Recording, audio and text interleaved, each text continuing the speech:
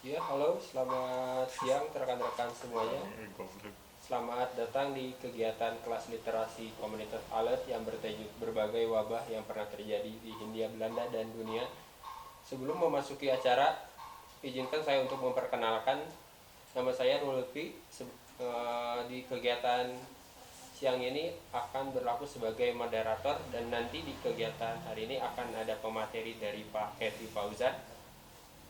Sebelum beranjak ke acara, angka baiknya kita saling berkenalan terlebih dahulu. Buat teman-teman, silakan memperkenalkan dirinya dan dari mana asalnya di kolom komentar. Jadi silakan dimulai saja. Sambil saya membacakan tentang sekilas tentang komunitas ALET. Jadi untuk teman-teman yang belum tahu tentang komunitas ALET ini adalah komunitas apresiasi sejarah wisata dan yang basisnya berada di Kota Bandung. Jadi kegiatan kelas literasi ini merupakan salah satu kegiatannya, di mana masih banyak kegiatan lainnya seperti itu.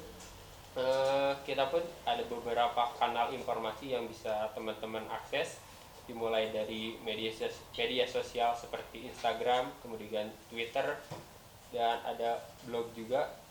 Di situ teman-teman bisa baca juga ataupun berkenalan lebih jauh tentang komunitas ALET itu, apa sih komunitas ALET itu dan bagaimana aja kegiatannya, seperti itu. Kemudian untuk rangkaian acara hari ini kita akan mulai dari jam 2, nanti akan selesai saat kurang lebih jam setengah 4. Nanti di jam 14:05 akan ada pemaparan dari pemateri Pak Happy Fauzan selama kurang lebih 45-60 menit. Kemudian nanti akan dilanjut dengan sesi tanya jawab. Nanti teman-teman yang hendak akan mengajukan pertanyaan boleh ditulis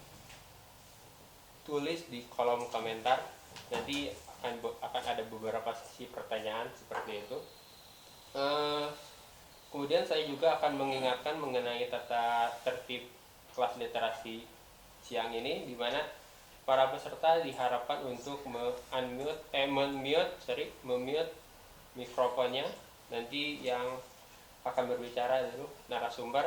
Kemudian bila ada terkendala teknis silakan hubungi admin. Mungkin itu saja untuk tata tertibnya. Sambil menunggu teman-teman yang masih bergabung, semoga dilanjut dulu perkenalannya di kolom komentar.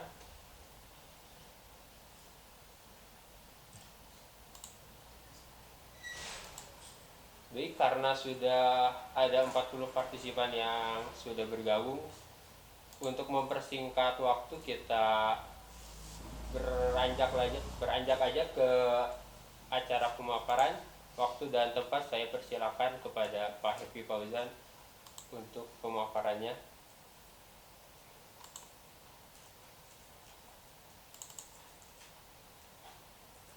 Oke, terima kasih pada ahli UPI. Assalamualaikum warahmatullahi wabarakatuh. Oke, di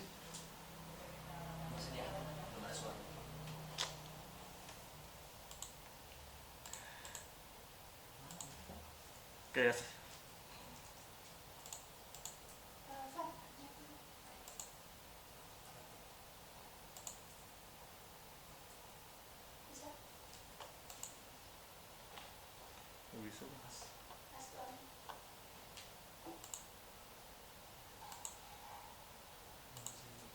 Oke, Assalamualaikum warahmatullahi wabarakatuh. Selamat siang, selamat bergabung dengan kelas literasi dari komunitas ALET.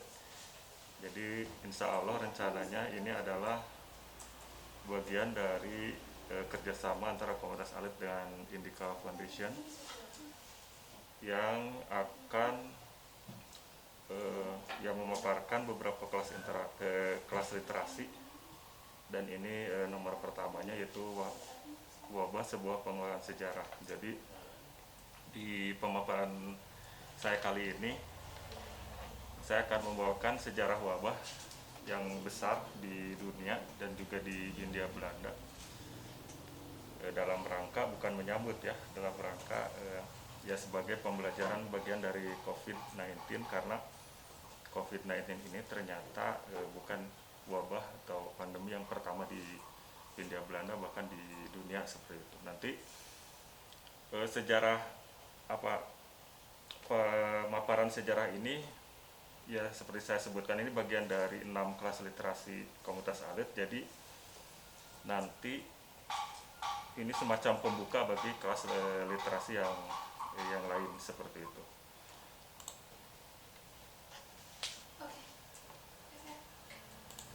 Oke, perkenalan dulu.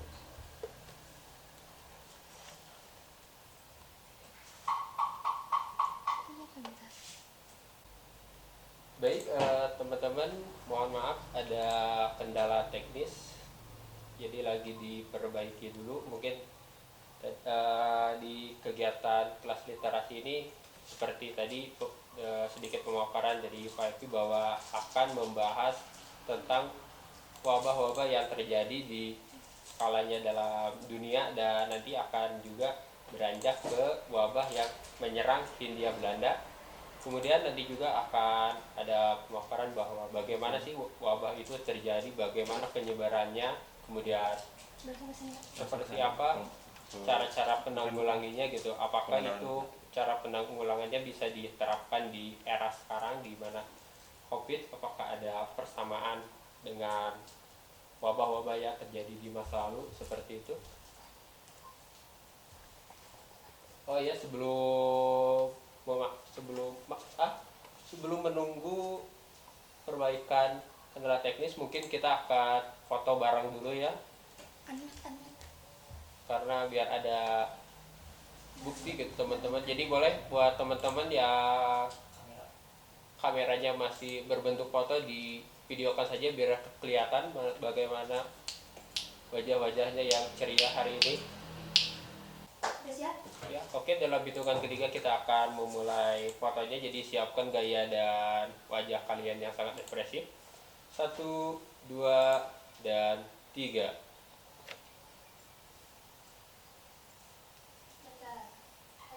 Oke, lagi sekali lagi ya. 3, 2, 1. Oke, terima kasih buat teman-teman. Nanti teman-teman juga kan kegiatan ini ada sertifikat gitu. Untuk mendapatkan sertifikat itu nanti teman-teman silakan mengisi kuesioner yang akan dibagikan. Jadi setelah mengisi kuesioner itu nanti akan ada sertifikat yang bisa didapat oleh teman-teman seperti itu. Oke, karena sudah teratasi terkendala teknisnya, kita kembalikan lagi kepada Pak Happy Fauzan. Silakan Pak Happy. Sabar menunggu kendala teknis dari kami. Ini perkenalan dulu. Nama saya Abu Fauzan. Saya dari komunitas alit, sehari-hari sebagai content manager di simomong.com.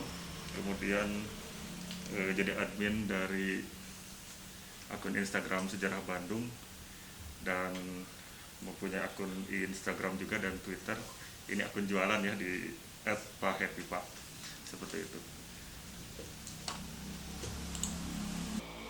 Oke, terima kasih sudah sangat definisi antara nanti untuk membedakan apa itu wabah, kemudian endemi, epidemi, dan pandemi. Definisi ini diambil dari Kamus Besar KBBI.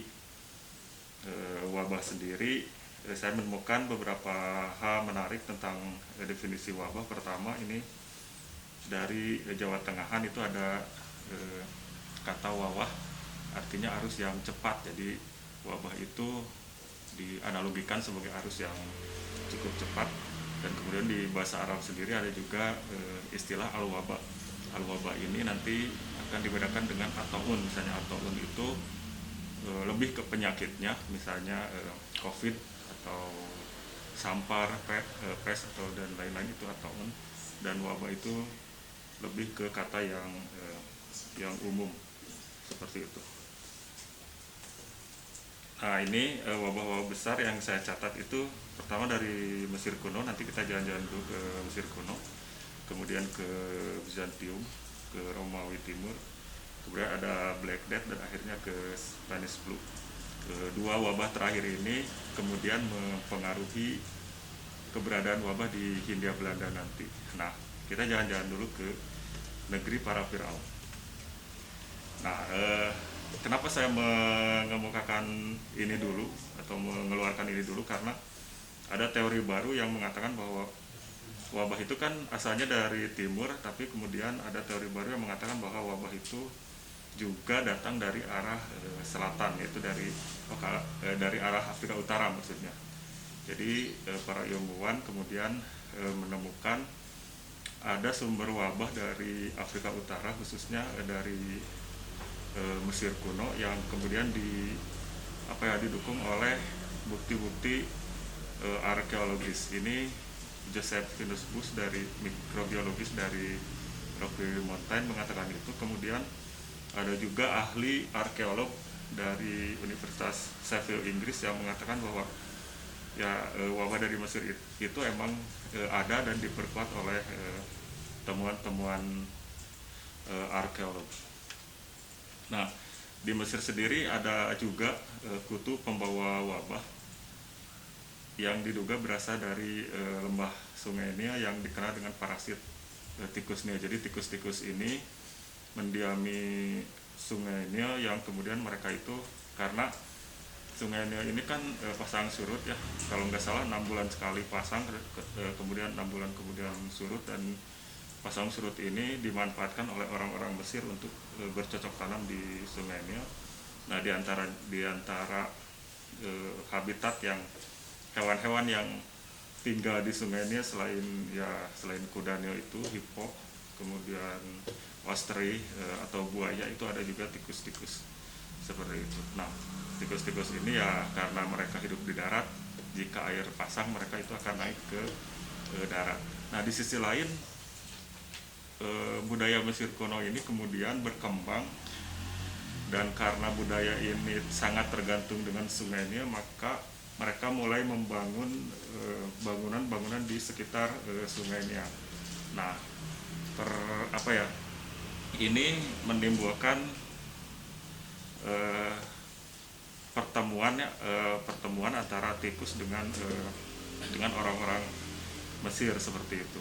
Akan tetapi karena orang-orang Mesir kuno ini berhasil menjinakkan kucing, maka tikus-tikus ini tidak sampai menjadi pengganggu bagi orang-orang Mesir, karena kucing ini bagi rakyat Mesir ini semacam binatang yang suci. Bahkan salah satu dewa mereka, yaitu dewa Bas, itu digambarkan berkepala kucing seperti itu. Nah, apa hubungannya dengan wabah-wabah? Nah, kemudian Mesir ini dalam perjalanan waktunya dikuasai oleh beberapa kerajaan, misalnya Romawi, kemudian di bawah Bizantium. Nah, tikus-tikus ini yang karena tidak bisa mengganggu manusia, mereka akhirnya ada di pusat-pusat bahan makanan seperti gudang-gudang makanan dan lain-lain, yang akhirnya mereka terbawa saat persediaan makanan itu dibawa dari Mesir untuk keluar dari wilayah Mesir seperti itu. Nah, salah satunya tikus inilah yang menyebabkan wabah pertama setelah tahun Masehi ya, yaitu Justinian. Jadi ada wabah yang namanya Justinian. Nah, ini Plague of Justinian, ini ada gambarnya dari Devastating Disaster seperti itu. Gambar ini terjadi ya, digambar saat terjadinya wabah Justinian yang muncul di kerajaan Kekaisaran Romawi pada tahun 542 setelah Masehi seperti itu. Nah, kita bisa lihat ini peta dari kerajaan atau Kekaisaran Romawi Timur di tahun 550, di mana kerajaan ini berpusat di Konstantinopel. Kemudian mereka menguasai ke arah selatan mereka menguasai Mesir. Mesir ini ya jadi mereka berhasil kuasai karena Mesir ini adalah salah satu daerah yang saya katakan tadi sangat subur dan menjadi lumbung pangan bagi mereka. Dan hal inilah yang akhirnya menjadi bumerang karena ya dari Mesir ini mereka mengangkut gandum-gandum menuju Konstantinopel, dan tikus-tikus pembawa wabah ini kemudian ikut terangkut ke Konstantinopel yang akhirnya menimbulkan wabah di sana. Seperti itu. Wabah ini membunuh sekitar 25 sampai 50 juta jiwa, dan di Istanbul itu sebenarnya sedang terjadi beberapa pembangunan yang besar, termasuk masjid yang kemarin ramai itu sedang dibangun di zaman Justinian. Nah, karena sebagian penduduk itu yang terkena itu kan semacam frustasi gitu. Jadi ada pengobatan non medis juga, akhirnya ada pengobatan medis, pengobatan non medisnya ya seperti mereka datang ke orang-orang suci untuk minta doa, kemudian diberi obat yang non medis atau mandi di air dingin seperti itu, atau mereka datang ke pusat-pusat kesehatan dan melakukan karantina sendiri. Nah, Justinian ini diyakini, ya tadi disebutkan diyakini oleh kutu yang hidup di tubuh-tubuh tikus, ya mereka wabah ini berimigrasi. Ketika tikus ini imigrasi, mereka wabah-wabah ini juga ikut berimigrasi. Setelah sedikit mereda Justinian ini, tikus-tikus ini kemudian kembali membawa malapetaka di Eropa beberapa abad kemudian. Nah, malapetaka ini ya kembali tidak main-main, karena kemudian wabah yang besar ini kita kenal dengan namanya Black Death atau kematian hitam, seperti itu. Terjadi di Eropa antara 1347 sampai 1351 atau 52. Ini waktunya pendek untuk gelombang pertama. Ini menyebabkan 75 juta sampai 200 juta orang meninggal. Infeksinya sama, yaitu Yersinia pestis yang hidup di dalam kutu-kutu tikus tadi, seperti itu. Nah, ini contoh dari Black Death tadi. Jadi menimbulkan bekas hitam di kulit dan luka. Kenapa disebut black? Karena ada jaringan dari tubuh yang hitam. Nah, ini peta persebaran Black Death di masa itu. Ada dua pendekatan, ada dua cara masuk. Ini gambaran ini lukisan. Yang atas itu ada yang atas itu ada kisah menarik. Ini berhubungan dengan invasi Mongol. Jadi orang-orang Mongol itu datang dari Asia Tengah, dari sekitar Mongolia sekarang itu, kemudian ke arah barat, menyerang banyak sekali daerah, kawasan termasuk Persia, Arab bagian utara, dan mereka memasuki kawasan yang sekarang menjadi kira-kira di Turki, seperti itu. Nah, ada satu kota namanya Crimea, dan daerahnya bernama Cava itu. Genoa di Italia itu mereka mempunyai daerah Genoa tadi ini ada di petanya. Di Italia itu mendirikan satu pos dagang di Cava itu. Nah, pos dagang ini punya satu benteng yang cukup tangguh, sehingga orang-orang Mongol itu tidak bisa masuk ke Cava untuk menaklukkan Cava. Akhirnya mereka frustasi karena di sisi lain ternyata pasukan Mongol itu juga diserang oleh wabah. oleh satu wabah.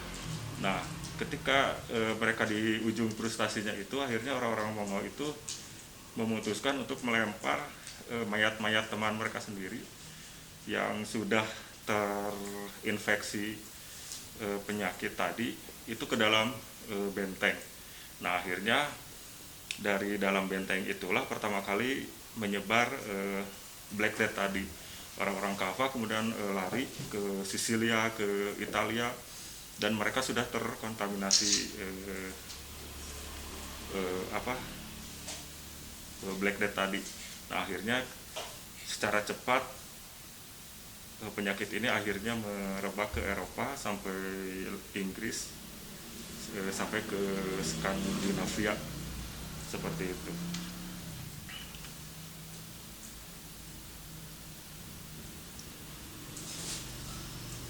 Nah, ini kembali karena ya ilmu pengetahuan belum berkembang saat itu, orang-orang kembali percaya bahwa ini adalah hukuman dari Tuhan, wabah ini merupakan hukuman dari Tuhan, maka mereka ingin lepas dari wabah ini dengan cara menyakiti diri sendiri. Di gambar ini, di Titanica.com ini tergambar mereka memukuli atau memecut tubuh mereka sendiri, seperti itu.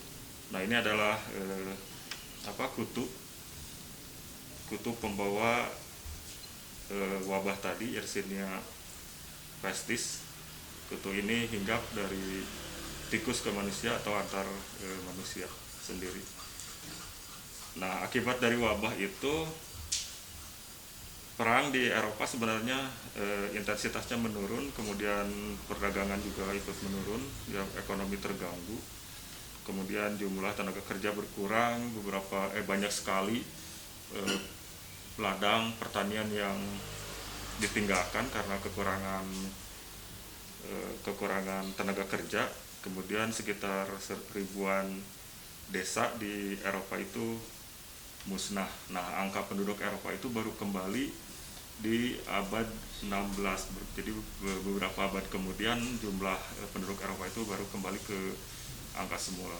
Salah satu cara untuk menghindarkan Eropa dari serangan Black Death adalah karantina. Jadi di Venesia gambarnya bisa kita lihat ya, mereka melakukan sistem isolasi. Jadi para pendatang ke Venesia itu diisolasi selama 30 hari dan kemudian ditambah 10 hari jadi 40 hari. Nah, dari sinilah muncul kata baru, yaitu karantina. Karantina itu artinya 40 hari, seperti itu. Nah, ini adalah salah satu pakaian yang sangat legendaris di sekitar abad 17. Jadi dokter-dokter ini memakai pakaian seperti ini.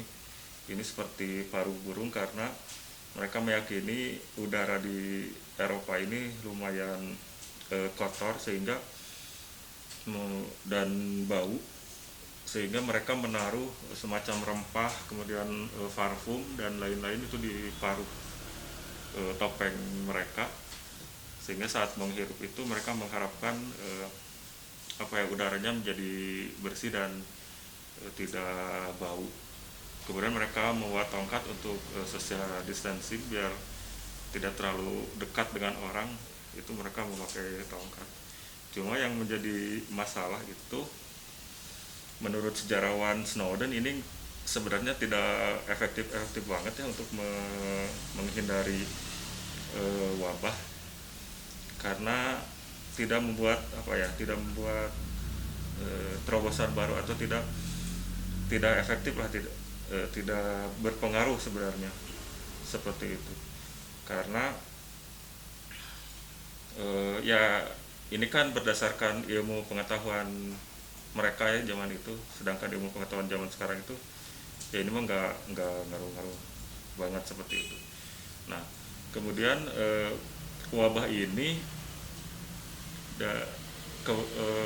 muncul di Hindia Belanda di awal abad 20, yang juga disebabkan oleh sumber yang sama, yaitu Yersinia pestis. Ya nanti akan kita lihat wabah apa itu yang terjadi di Hindia Belanda. Nah, kita tinggalkan dulu yang wabah yang disebabkan oleh kutu-kutu ini. Nah, ada satu wabah lagi yang kembali mengerikan di Eropa, dan ini wabah yang orang nyebutnya lebih berbahaya daripada wabah Black Death tadi. Nah, wabah ini namanya Spanish flu. Jadi misalnya virologis Amerika itu bilang bahwa ini adalah wabah ibu dari segala pandemik. Karena apa? Karena wabah ini dengan cepat mampu membuat orang meninggal. Jadi istilahnya ketika kita bertemu dengan orang misalnya pagi hari dan dia kemudian terkena flu, maka sore harinya itu orang itu langsung sudah meninggal. Seperti itu. Nah, ini dalam 1 tahun ada 25-50 juta kematian akibat wabah ini, dan angkanya lebih besar dibanding Perang Dunia I, korban Perang Dunia I dan merebak wabah flu saat itu. Negara-negara yang berperang itu tidak mau mengumumkan keberadaan wabah ini. Karena apa? Karena mereka takut menurunkan moral pasukan mereka sendiri. Jadi ketika mereka berperang, kemudian diberitakan ada wabah di pasukan mereka itu takut pasukannya itu merosot moralnya dan akhirnya gagal memenangkan perang. Nah, ini terjadi di banyak negara Eropa kecuali Spanyol. Spanyol ini adalah negara yang di Perang Dunia Pertama, bukan Piala Dunia ya, suka tertukar antara Perang Dunia Pertama dengan Piala Dunia. Perang Dunia Pertama, sehingga mereka dengan bebas mengumumkan atau mewartakan wabah ini melalui koran-koran mereka atau melalui pihak pers mereka. Maka karena orang Spanyol yang berani memberitakan tentang wabah ini, maka orang-orang menyebutnya flu ini sebagai flu Spanyol, padahal datangnya dari Amerika.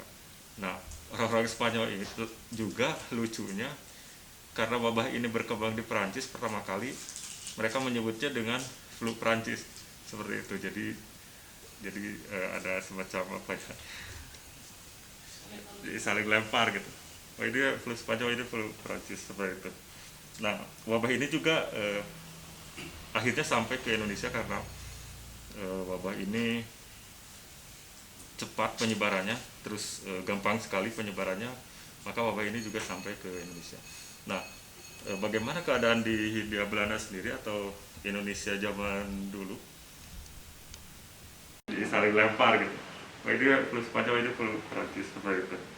Nah, wabah ini juga akhirnya sampai ke Indonesia karena wabah ini cepat penyebarannya, terus gampang sekali penyebarannya, maka wabah ini juga sampai ke Indonesia.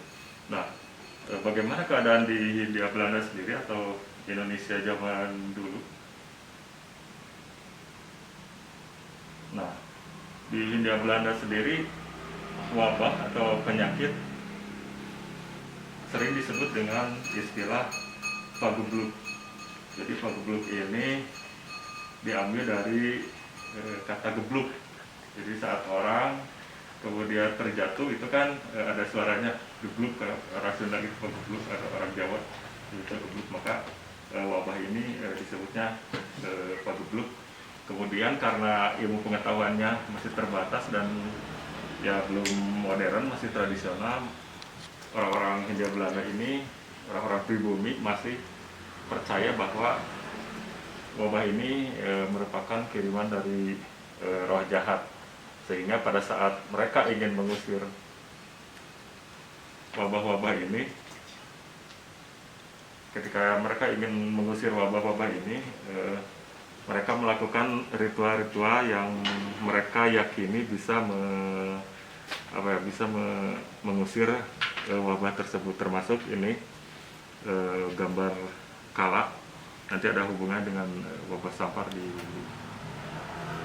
Malang, kota Malang. Nah, ini daftar wabah yang ada di Hindia Belanda, saya catat kolera, yaitu kolera, sampar, dan influenza. Yang jadi hal yang menarik ini adalah ketika kolera ada tahun 1821 sampai 1919, ini kemudian Hindia Belanda dihajar kembali oleh sampar di tahun 1911. Jadi sebelum kolera reda, itu sampar sudah masuk. Ditambah lagi 1918 itu influenza kembali masuk. Jadi ya pemerintah Hindia Belanda ini punya pekerjaan rumah yang cukup banyak, atau mereka kerjanya sangat sibuk untuk mengusir wabah-wabah ini dari Hindia Belanda. Nah, kita berkenalan dulu dengan Jacobus Bontius. Jadi Jacobus Bontius ini adalah satu dokter pertama di Hindia Belanda, datang ke Jawa tahun 1827. Beliau juga adalah satu dokter pribadi dari Peter Surkun. Nah, beliau ini menulis beberapa buku, termasuk beliau menulis salah satu buku saat pengepungan Batavia oleh Mataram. Jadi di luar perang, dia mah asik nulis sendiri. Nah, Jacobus Bontius ini jadi orang pertama yang mencatat adanya wabah kolera di Batavia, karena kemudian pandemi kolera sendiri itu pertama kali itu ada di Sungai Gangga di India. Tapi keberadaan kolera ini sudah dicatat oleh Jacobus Bontius. Jadi Batavia ini menurut Jacobus Bontius itu merupakan kota yang banyak sekali penyakitnya. Jadi orang-orang itu menyebut Batavia ini sebagai kota yang tidak sehat, kemudian banyak sekali kematian di sana. Mereka menyebutnya, jadi kalau orang Inggris ini menyebut juga Batavia sebelum mereka menginvasi Batavia ini, disebut kota yang tidak layak untuk direbut, seperti itu, saking tidak sehatnya. Nah, ada pula orang-orang yang ketika meninggalkan Batavia itu mereka ya sangat senang sekali gitu, karena kota yang sangat tidak sehat tadi.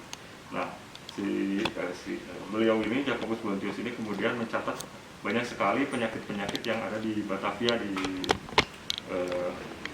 abad 17. Tercatat penyakit seperti beriberi, tetanus, kemudian disentri, lepra, cacar, dan malaria, dan terakhir juga kolera. Itu ada di Batavia. Kenapa ini terjadi? Karena Batavia ini pertama, mereka orang-orang di sana itu termotivasi akan nostalgia dengan negerinya sendiri, karena di Belanda di sana orang-orang kan membangun kanal-kanal. Nah, di Batavia sendiri kemudian orang-orang Belanda membangun juga kanal-kanal untuk sebagai nostalgia mereka di Batavia. Nah, kanal-kanal ini kemudian sedikit menahan aliran Kali Ciliwung ke Pulau Jawa. Nah, inilah yang jadi masalah ketika Ciliwung tertahan arusnya, kemudian air-air di Ciliwung itu kemudian sedikit kotor seperti ini. Ini salah satu kanal di Batavia yang kita lihat lumayan coklat seperti itu. Kemudian setelah sungai-sungai ini mengeluarkan bau busuk juga, kemudian pohon-pohon di sekeliling Batavia, misalnya di Mr. Cornelis itu kemudian ditebang. Ada juga proses penguburan di depan rumah sendiri. Itu merupakan satu hal yang menyebabkan Batavia ini menjadi kota yang sangat kotor. Nah, kemudian sekitar 1810 sampai 1812 itu kan si Daendels itu akhirnya memindahkan ibu kota dari Batavia dari kota lama menuju Westerveen antara lapangan Banteng dan lapangan Monas sekarang. Nah, ketidaksehatan ini berlangsung sampai awal abad 20 misalnya di Batavia, sehingga memunculkan satu lagi wacana untuk memindahkan ibu kota Hindia Belanda dari Batavia ke Bandung misalnya, saking Batavia ini tidak sehat. Nah, ketidaksehatan ini memunculkan satu pandemi atau wabah di Batavia, yaitu kolera. Seperti itu. Nah, ini adalah vaksin kolera yang dilakukan di kota-kota, di salah satu kota di Hindia Belanda. Nah, pandemi kolera saya bilang tadi itu datang dari Sungai Gangga. Kemudian 1819 itu pemerintah Hindia Belanda sebenarnya sudah menerima kabar bahwa pandemi kolera itu sudah nyampe ke Penang dan Malaka.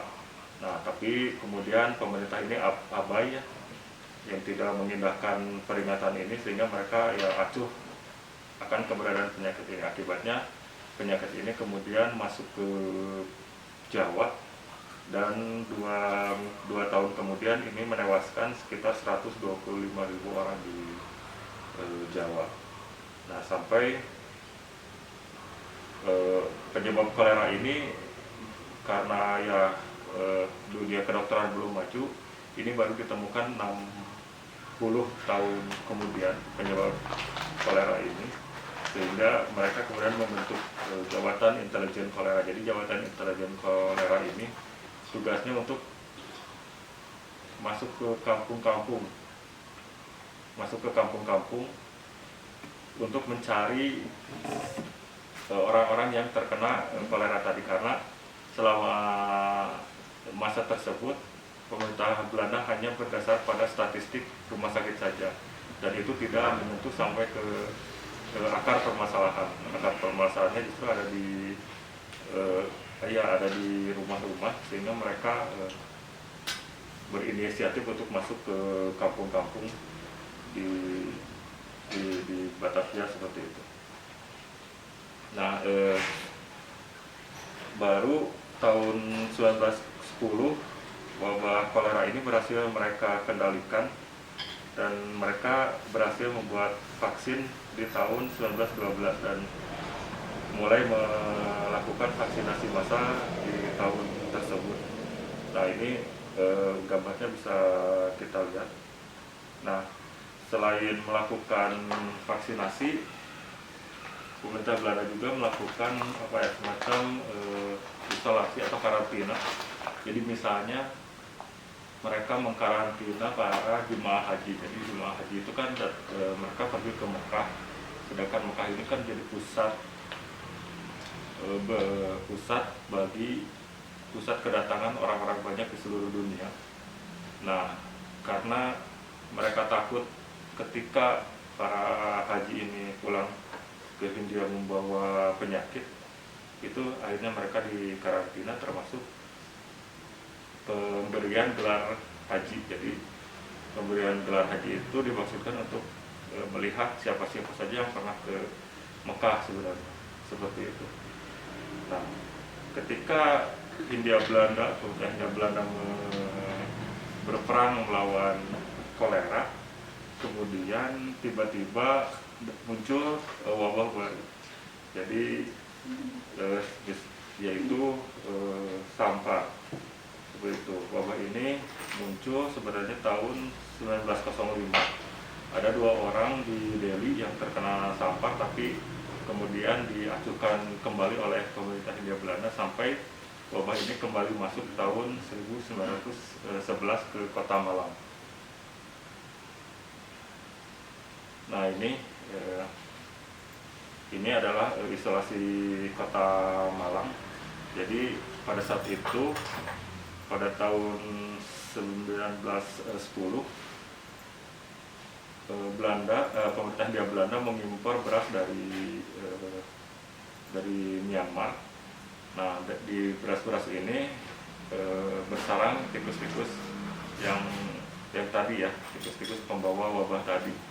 Nah, tikus-tikus ini kemudian terbawa ke Kota Malang dan kemudian menyebarkan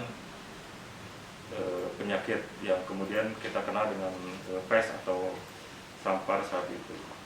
Nah, kembali pemerintah sebenarnya mengacuhkan keberadaan sampar ini.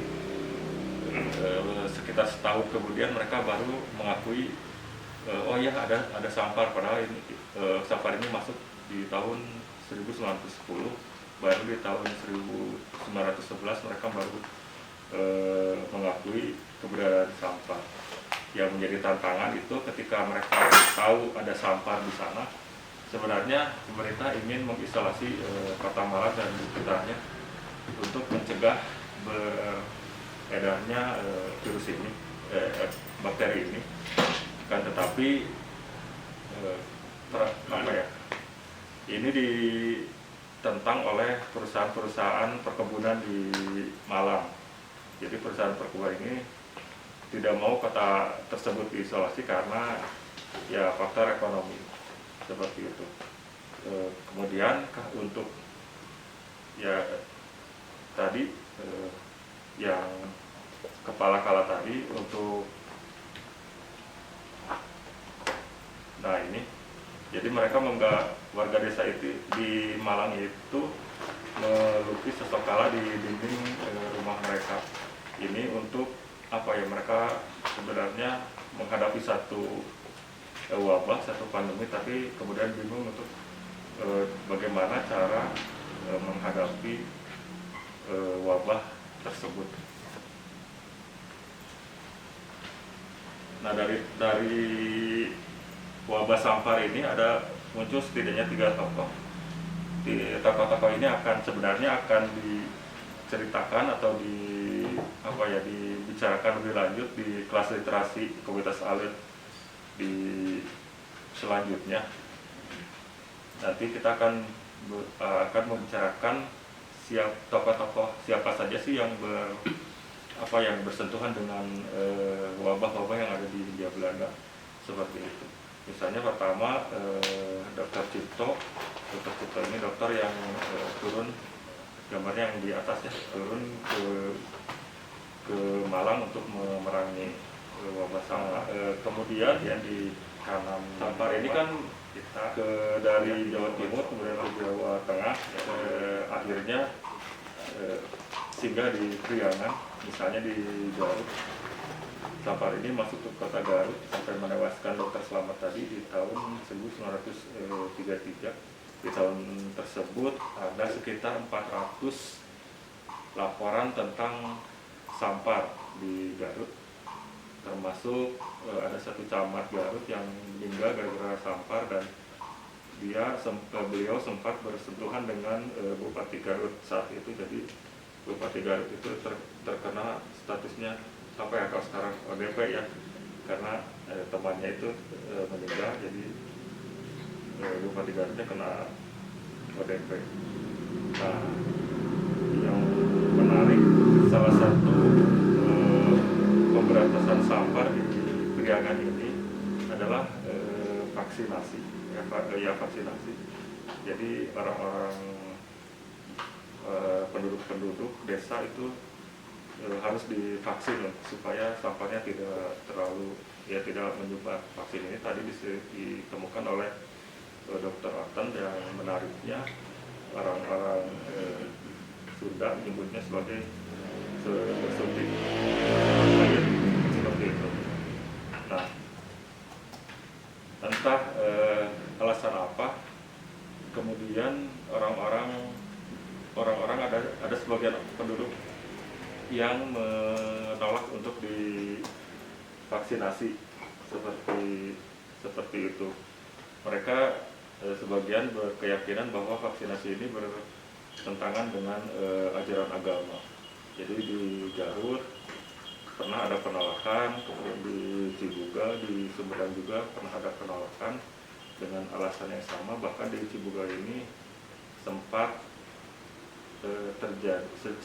menyebabkan huru-hara atau ya kerusuhan di Cibuga seperti itu, sampai dikirim banyak sekali polisi dari Kota Bandung untuk memerangi kerusuhan itu.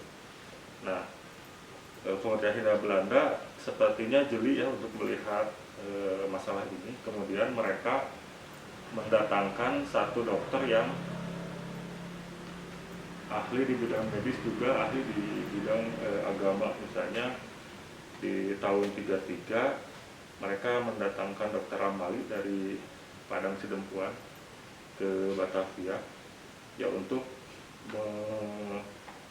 menangani wabah sampar dari sisi keagamaan. Jadi karena tadi kerusuhannya didasari oleh agama tadi, maka orang-orang pemerintahnya Belanda akhirnya mengirimkan dokter-dokter yang bisa bukan mencampurkan ya, mendekati pengobatan sampar ini dengan pendekatan agama seperti itu. Kemudian di Garut sendiri, sampar ini sempat juga mengganggu kehidupan atau bagian pariwisata di kota Garut. Garut ini kan terkenal dengan pariwisatanya, bahkan terkenal dengan julukan Swiss Van Java, Switzerland Van Java, dengan keindahan alamnya. Nah, akibat sampar ini mereka ya pariwisatanya terganggu sampai 50% dari turis-turis yang ya secara statistik sering datang ke Garut itu turun sebanyak 50%. Banyak sekali acara-acara di Garut itu dihilangkan, seperti pasar malam, kemudian balap kuda, bioskop dan sirkus itu dihilangkan pada saat Garut dijangkiti oleh sampar. Nah, ini kemudian diprotes oleh pihak hotel di Garut, beberapa hotel di Garut itu melakukan protes. Di gambar itu ada hotel Radium Hotel yang kalau nggak salah ini di daerah Kamojang. Ini memprotes supaya berita tentang sampar itu dihilangkan saja, supaya para pelancong atau para wisatawan itu kembali ke Garut. Nah, ini kemudian direspon oleh pemerintah yang meyakini sebenarnya sampar itu tidak ada hubungan dengan hotel, karena hotel itu kan kebanyakan sudah tembok atau apa, dan sampar itu terjadi di bangunan atau perumahan yang tradisional, seperti yang memakai bambu, memakai kayu, memakai rumbia atau rubia seperti itu. Nah, inilah yang sebenarnya yang juga mendorong salah satu cara untuk menghilangkan sampar, yaitu menghilangkan faktor-faktor tadi, yaitu perumahan yang tradisional. Maka muncullah apa yang disebut dengan verbatering. Nah, ini gambar ini dulu. Ini adalah Pasteur Institute di Bandung, tempat ditemukannya vaksin virus sampar saat itu. Nah, ini adalah kampung verbatering. Jadi kampung-kampung ini diubah, diperbaiki supaya tidak lagi bentuknya berbentuk tradisional. Jadi bambu-bambu diganti, kemudian atap-atap diganti menjadi genteng, disundat sendiri. Ini muncul istilah namanya woneng. Woneng ini berasal dari kata woning verbatering. Woning itu tinggal, woning verbatering itu perbaikan tempat tinggal, seperti itu. Nah, di Jawa Barat itu sekitar 100.000 rumah kebagian program verbatering dari pemerintah Hindia Belanda. Sementara di Jawa sendiri itu sekitar 1 juta rumah secara total diperbaiki. Untuk apa? Untuk supaya rumah-rumah penduduk ini tidak dijadikan sarang tikus penyebar sampar tadi. Nah, kalau kita lihat ini jadi contoh yang baik ya. Jadi pemerintah mereka melakukan perbaikan di kampung-kampung, perbaikan rumah di Nah, sementara di sisi lain masyarakatnya sendiri ikhlas memperbaiki rumah-rumah mereka maksudnya diperbaiki, mereka ikhlas karena sebenarnya ini juga merubah ya adat dan kebiasaan, merubah bentuk rumah dari yang tradisional menjadi yang lebih modern.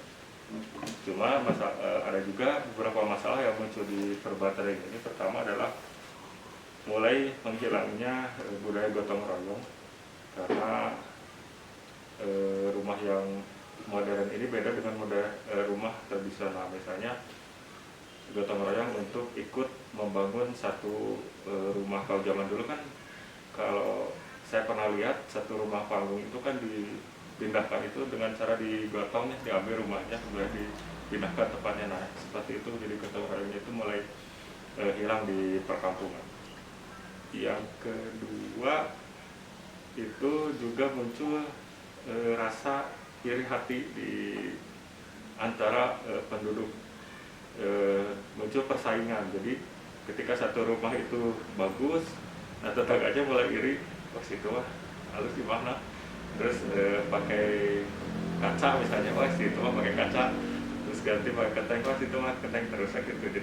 Jadi muncul sikap iri hati. Itu mungkin sedikit hal yang muncul di ketika adanya perbatering seperti itu. Nah, vaksin dan perbatering ini akhirnya berhasil menekan sampah. Namun ketika pemerintah mencoba untuk menghapus sampah, berjuang untuk menghancurkan sampah di Hindia Belanda, kembali mereka kedatangan satu wabah lagi, wabah yang juga sangat mengerikan, yaitu wabah flu Spanyol tadi. Jadi flu Spanyol ini datang ke Hindia Belanda, dan dalam penelitian terbaru dari Siddharth Chandra dari Michigan State University ini mengatakan bahwa ini yang meninggal di saat itu mencapai sekitar 4 juta jiwa, karena penelitian sebelumnya itu hanya menyebutkan 1,5 atau 2 juta orang yang meninggal, tapi penelitian terbaru ini menyebutkan seperti itu, angka seperti itu. Nah, influenza ini yang pertama tadi berkembang di Eropa, kemudian datang ke Hindia Belanda.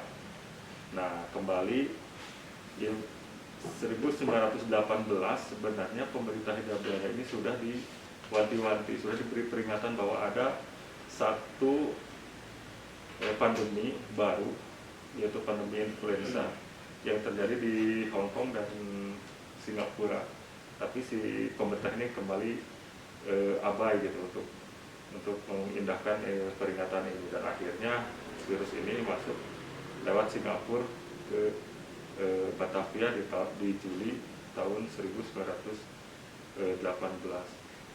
Masuknya ini memang tidak disadari oleh pemerintah, karena di sisi lain pemerintah itu kan sedang berjuang untuk untuk menghilangkan sampah. Kemudian sampah belum selesai, ini sudah masuk, dan kemudian setelah sadar si pemerintah ini langsung tanggap untuk ingin mengisolasi Hindia Belanda. Satu Hindia Belanda ingin diisolasi, ingin dipisahkan dari daerah lain, tapi kembali program ini mendapat penolakan dari perusahaan-perusahaan, khususnya perusahaan pelayaran seperti itu. Nah, akhirnya pemerintah coba untuk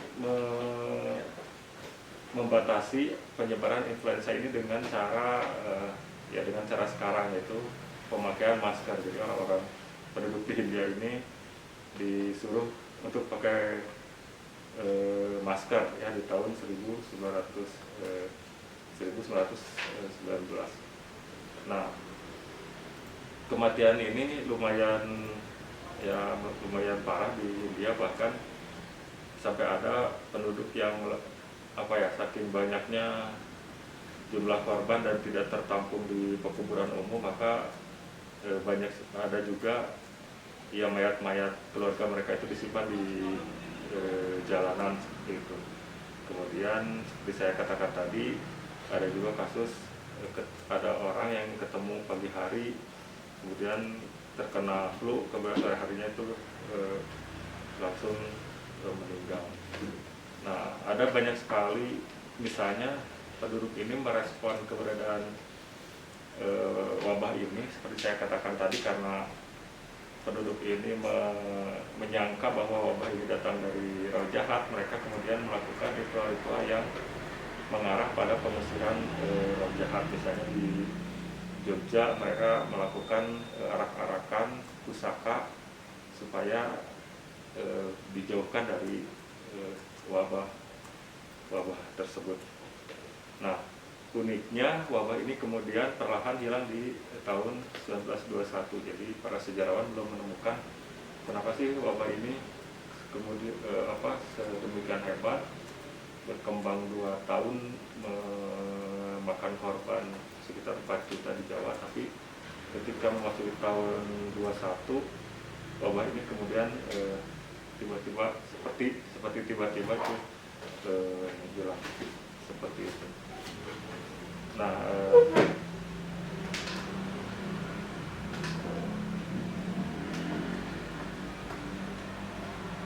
Nah, ini salah satu ritual atau salah satu cara untuk mengusir wabah tadi. Ini namanya Tunggul Wulung. Ini konon dari Mekah. Ini dipakai arak-arakan untuk dipakai untuk mengusir. Contoh bagaimana orang-orang zaman dulu ini sangat ketat. Jadi mereka ya di tulisannya di sana pakailah masker atau pergi ke penjara ini. Bagaimana mereka secara ketat ya melindungi diri sendiri, atau ya salah satu cara untuk menyebarkan, salah satu cara untuk menahan penyebaran virus, khususnya ini flu Spanyol. Nah, ini wash your hand, ini satu simbol bahwa penyebaran wabah ini kembali ke diri kita masing-masing. Jadi kita tidak sebenarnya sangat sedikit bergantung pada pemerintah dan ataupun pihak lain, karena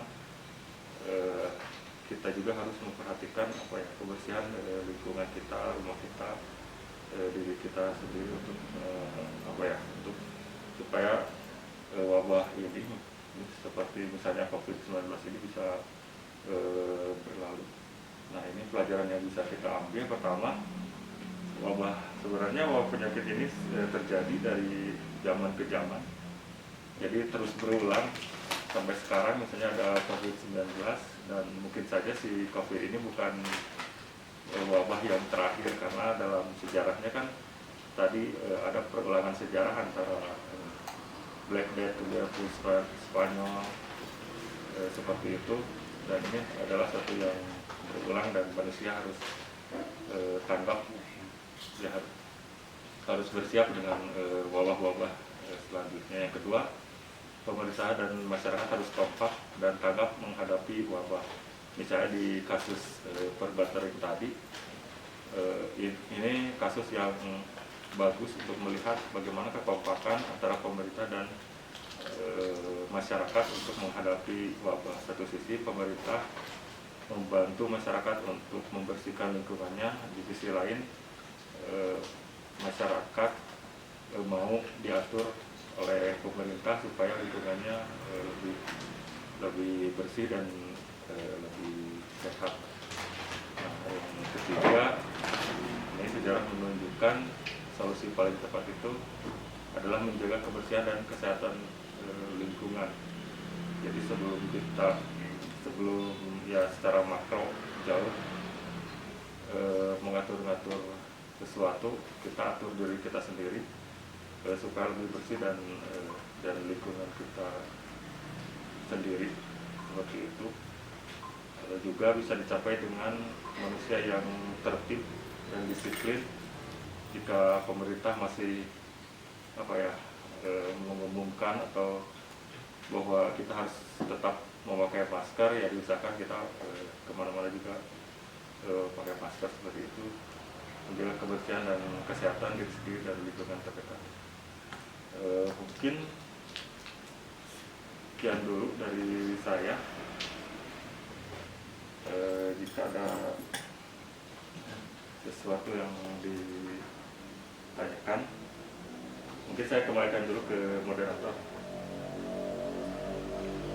Oke, terima kasih untuk Pak Happy Fauzan atas pemaparannya yang sangat lengkap dan menarik gitu kan, untuk kita simak banyak pelajaran yang bisa kita gali dan angkat dan diterapkan di kondisi seperti sekarang.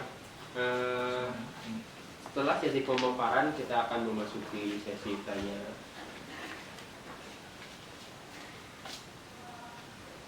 Oke, sekarang kita akan beranjak ke sesi tanya jawab. Jadi untuk teman-teman yang sudah memiliki pertanyaan, silakan tulis pertanyaannya di kolom komentar. Nanti saya akan bacakan. Untuk sesi pertama ini kita akan batasi 3 pertanyaan terlebih dahulu. Wah, nampaknya sudah ada pertanyaan yang mencerca kita ya, namanya Pak Epi ya. Semoga dikuatkan. Baik, pertanyaan pertama ada dari Saudari Putri. Tanya dong. Oke, mangga, siap, kita jawab. Jika dibandingkan dalam penanganannya, lebih baik dulu apa sekarang? Terus kondisi masyarakat lebih susah diatur sekarang atau dulu ya? Reasonable ya? Hahaha, begitu kata Putri. Oke, kita satu pertanyaan dulu aja ya, Dewi, dan kita langsung dijawab saja. Ya, terima kasih pada Putri yang sudah memberikan pertanyaan yang cukup sulit ya untuk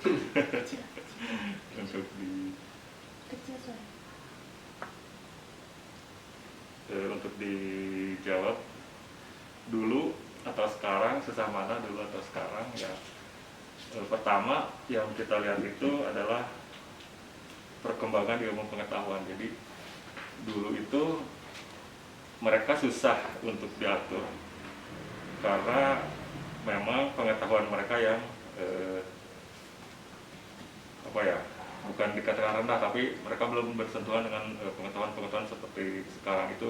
Itu susahnya zaman ya, orang-orang zaman dulu ya, termasuk ketika mereka bersentuhan dengan agama misalnya. Dan ini juga, kalau ini juga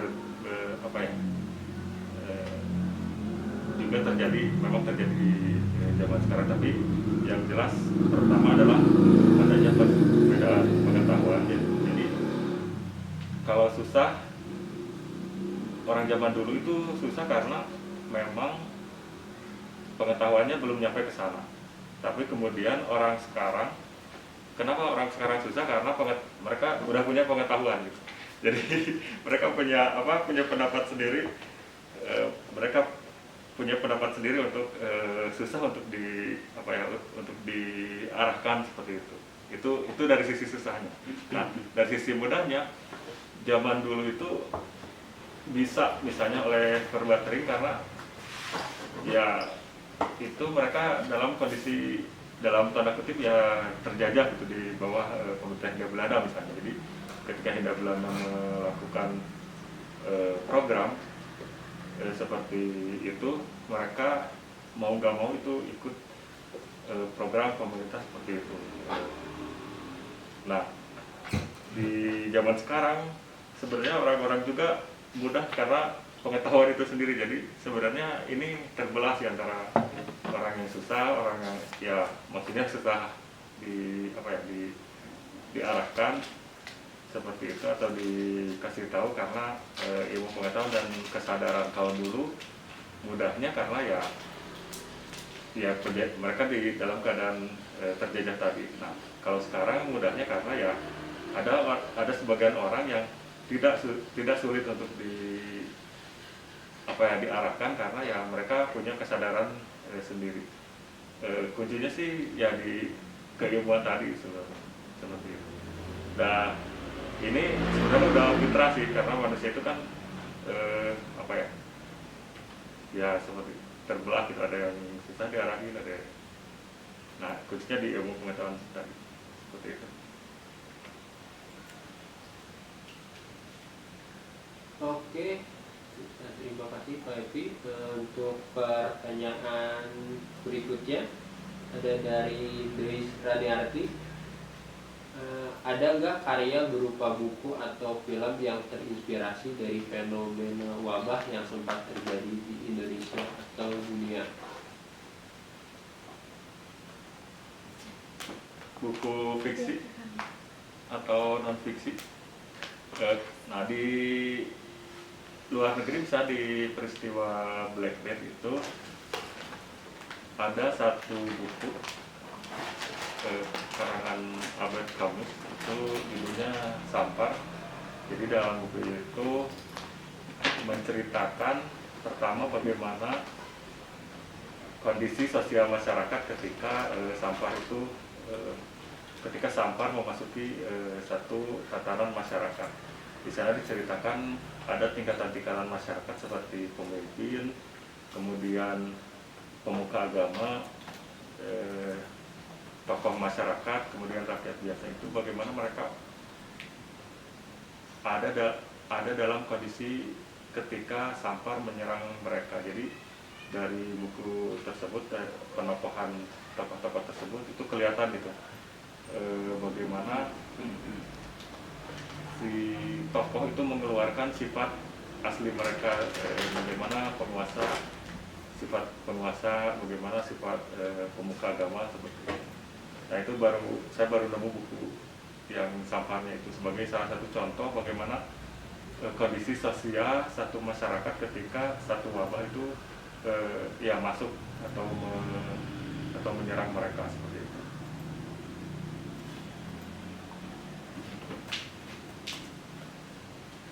Oke, sebelum beranjak ke pertanyaan berikutnya, saya akan menginformasikan untuk para peserta, silakan mendokumentasikan kegiatan kelas literasi ini dan bisa diupload lewat Instagram masing-masing dan men-tag @komunitas_alert dan @inika foundation.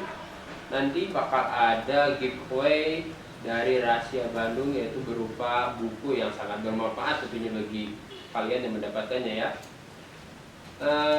Kemudian pertanyaan selanjutnya ada dari Pak Asep Suryana. Flu Spanyol yang mematikan 100 tahun, kalau itu adalah flu yang kita kenal sekarang, bahkan ada berkali-kali mengalaminya. Bagaimana Bapak? Apakah itu flu yang sama ditemukan di era sekarang atau ada perbedaannya?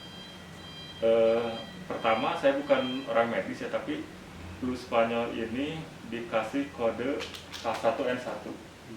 Nah, dari kode ini kita bisa melihat perkembangan flu-flu ini gitu. Ya, saya kurang tahu misalnya berkembang flu burung, flu apalagi ya, babi kalau salah ya. Banyak sekali flu yang dikasih kode H1 H dengan kode H dan N seperti itu. Jadi si flu Spanyol ini kodenya tadi ada H1N1. Nah, flu-flu lain ini dikasih kode yang lain, Pak Mengasep. Jadi sebenarnya banyak jenis flu yang juga mewabah, walaupun nggak jadi pandemik yang secara cepat menyebar ke antar benua. Cuma terbatas di satu daerah atau satu waktu, tidak menjadi pandemik seperti flu Spanyol. Bisa saja keberadaan flu-flu ini lebih hebat atau lebih mematikan daripada flu Spanyol, tapi ilmu kedokteran yang sudah maju ini lebih berhasil menangkal flu ini, karena flu Spanyol ini dulu itu berkembang dan membunuh banyak orang itu karena ilmu kedokteran yang masih terbatas. Nah, seperti itu.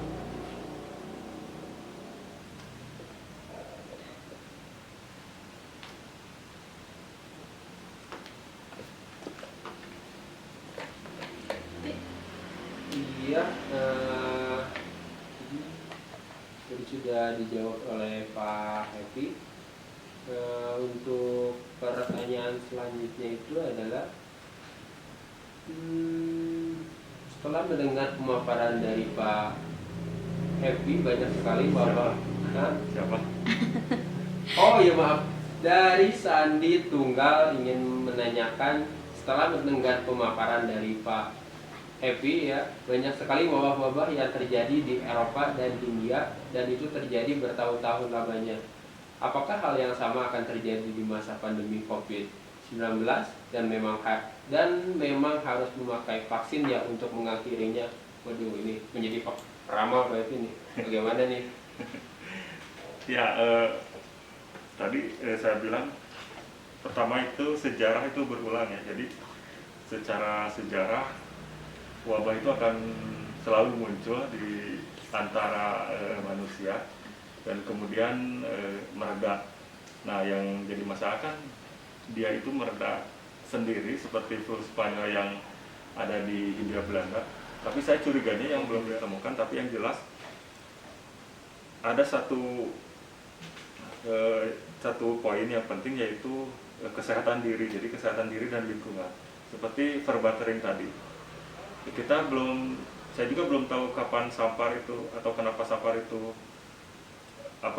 musnah kecuali menunggu vaksin tadi. Tapi di sisi lain ada usaha-usaha atau ikhtiar dari pemerintah dan masyarakat itu untuk membersihkan lingkungan mereka. Jadi membersihkan diri sendiri atau membersihkan lingkungan.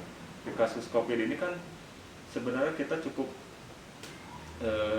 sampai saat ini cukup dengan misalnya mencuci tangan, kemudian pakai masker, social distancing dan lain-lain. Itu kan tujuannya untuk memutus rantai penyebaran virus. Yang jadi masalah kan sejauh mana kesadaran kita, sejauh mana kesadaran masyarakat untuk tetap menerapkan dalam tanda kutip protokol kesehatan tadi.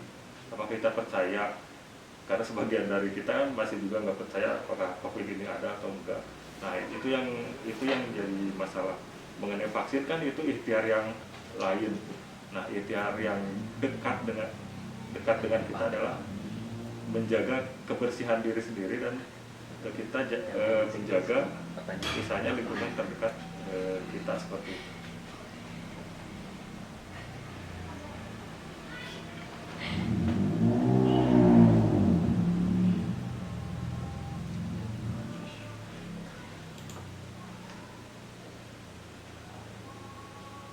Oke.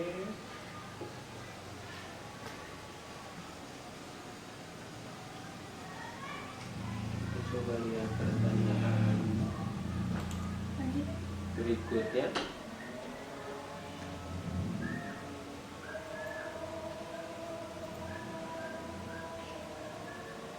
Dari Happy Sri Rezeki, kalau menyimak pemaparan Kang Happy, sebetulnya wabah flu Spanyol itu kayak hilang sendiri ya. Jangka waktu tadi di India 2 tahun ya.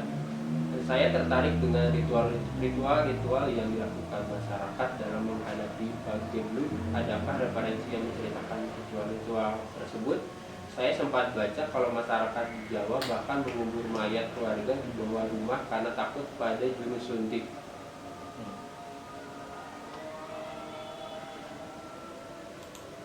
Ya, terima kasih. Jadi ritual ya, tentang ritual pengobatan masa lalu. Ini kan pertama kita berjejak ke metodologi sejarah dulu. Jadi misalnya tadi ada arak-arakan, itu kita bisa baca ada satu sejarawan yang juga meneliti tentang ini, tentang hubungan wabah, enggak hubungan dengan wabah sih, tapi lebih ke kehidupan keislaman di Jawa. Jadi ini kan kehidupan keislaman di Jawa ini ya campur-campur dengan adat mereka sendiri. Jadi saya lupa, nanti saya kirimkan referensinya, ada yang nulis seperti itu. Tapi yang jelas ya masyarakat di Nusantara itu butuh, bukan butuh, secara adat itu berhubungan dengan hal yang emang supranatural ya, dengan kosmologis. Jadi ketika mereka gagal menghadapi sesuatu itu, mereka kembali ke adat kebiasaan mereka. Apakah adat tradisional itu percaya bahwa ini roh jahat, bahwa terus ini usahanya untuk mengobati dengan cara mengusir roh jahat. Apakah mereka percaya Tuhan yang akhirnya ketika mencoba mengusir wabah ini dengan cara berdoa seperti itu. Nanti Teh Epi, nanti saya kirim ininya ya, referensinya ada yang nulis.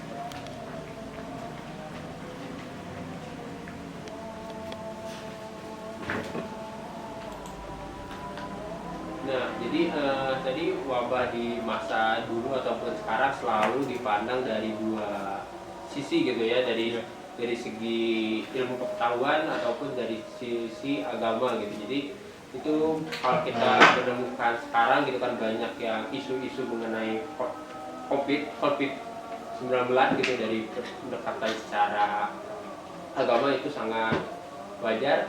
Kemudian tadi ada jawaban tambahan untuk pertanyaan yang diajukan oleh Sandi Tunggal gitu, dari rekan Tony, menjelaskan bahwa ada penolakan juga dari masyarakat atas usaha pemerintah dalam menangani wabah. Nah, pada zaman dulu ada usaha pemerintah Hindia Belanda melakukan pendekatan pada tokoh agama untuk memberikan edukasi pada masyarakat mengenai wabah. Jadi kita tahu masyarakat cukup sendiko dawuh kepada tokoh agama itu. Ini pertanyaan ya, nah, jawab ini. Ya boleh. Ya, terima kasih pada saudara Ajis Tony. Pertanyaan, adakah usaha pemerintah Belanda untuk melakukan pendekatan pada tokoh agama? Jadi gambaran besarnya seperti ini. Orang-orang Jawa itu kan punya kebiasaan untuk menentukan apa yang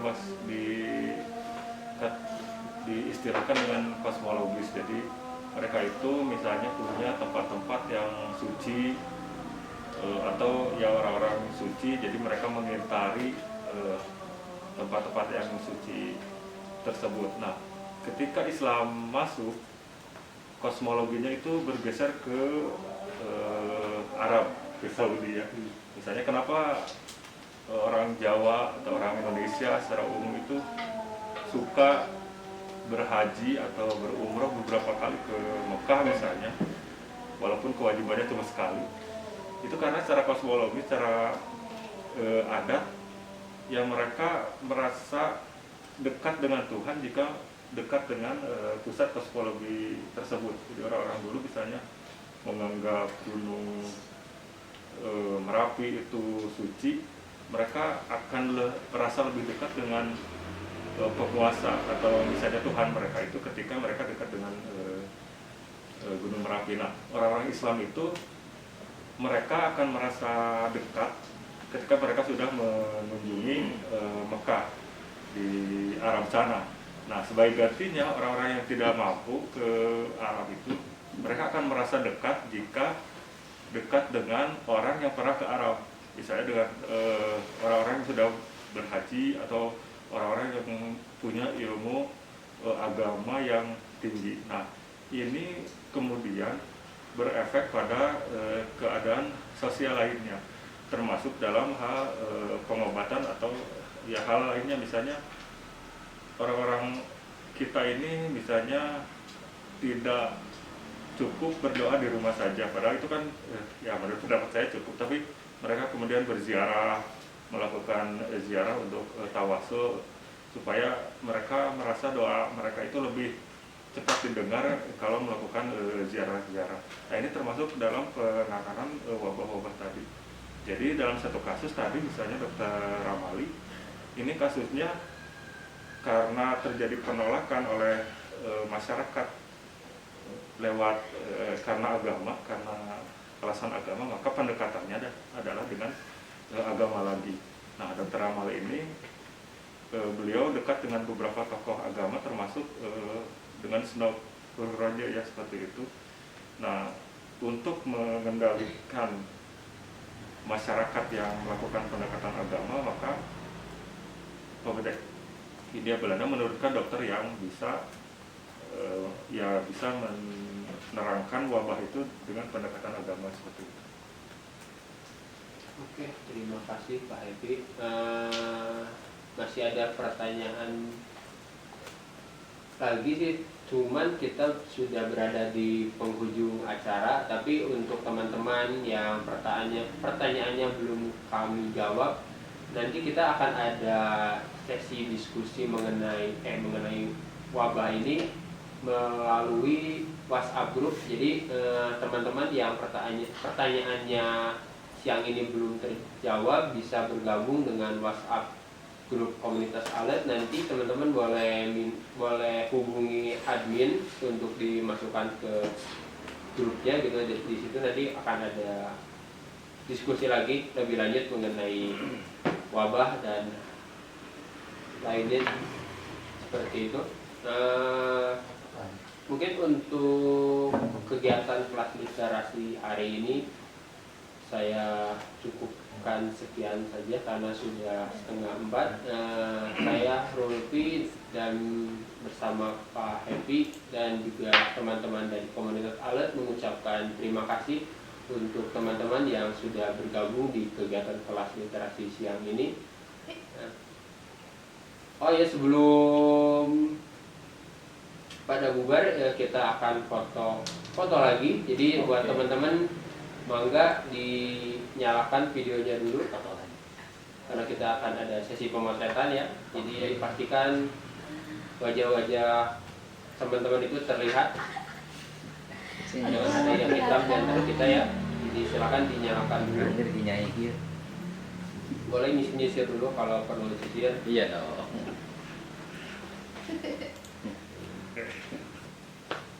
Satu.